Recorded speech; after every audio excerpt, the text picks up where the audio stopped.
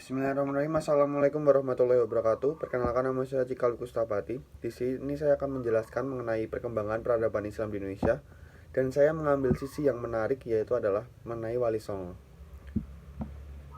Wali Songo mulai aktif menyebarkan agama Islam di Indonesia pada abad ke-14. Mereka tinggal di sepanjang pantai utara Pulau Jawa yang meliputi Jawa Barat, Jawa Tengah, dan Jawa Timur. Bahkan sampai ke Banten.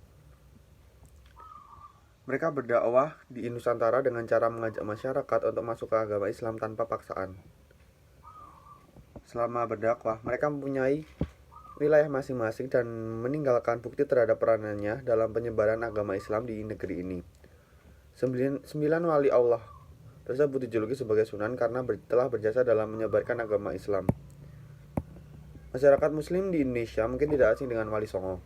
Wali artinya wakil, atau menurut agama Islam memiliki istilah waliullah atau wali Allah atau sahabat Allah.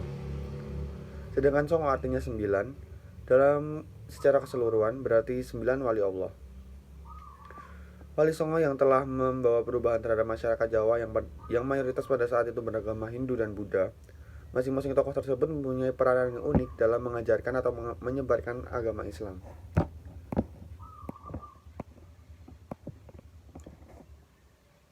Dikutip dari buku Pintar seri Junior HM Iwan Gayo tahun 2006, berikut asal mula 9 nama Wali Songo.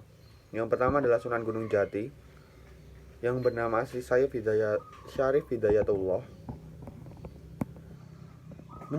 Sunan Gunung Jati menyebarkan agama Islam di Jawa Barat, khususnya di daerah Cirebon yang bernama Sunan Gunung Jati.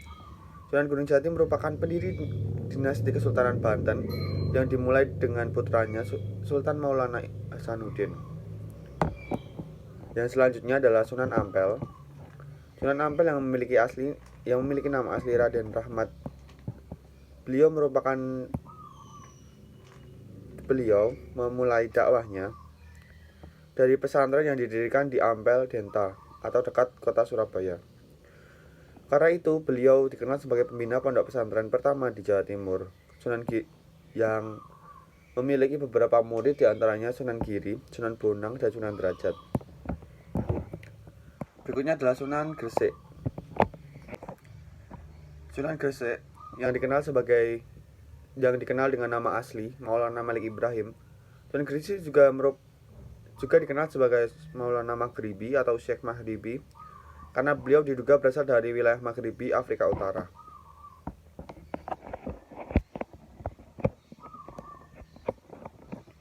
Berikutnya adalah Sunan Bonang.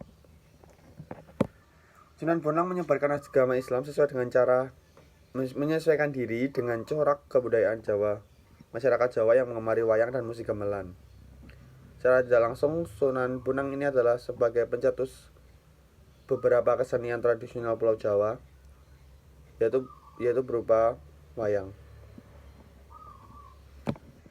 Selanjutnya adalah Sunan Giri. Sunan Giri yang bernama asli Raden Paku adalah putra Maulana Ishak. Beliau ditugaskan oleh Sunan Ampel untuk menyiarkan agama Islam di Belambangan. Sunan Giri pernah belajar di pesantren Ampel Denta, lalu setelah dewasa melakukan perjalanan haji bersama Sunan Bonang. Selanjutnya adalah Sunan Derajat. Sunan Derajat atau yang bernama asli Raden Kasim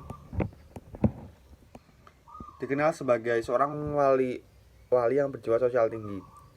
Beliau banyak memberikan pertolongan kepada yatim piatu, fakir miskin, dan orang sakit. Perhatiannya yang sangat besar terhadap sosial. Sunan Giri pada masa itu hidup di zaman Kerajaan Majapahit yang sekitar tahun 1478, dan rakyat ketika itu mengalami suasana kritis serta dalam keadaan yang sangat prihatin. Selanjutnya adalah Sunan Muria atau Raden Umar Said.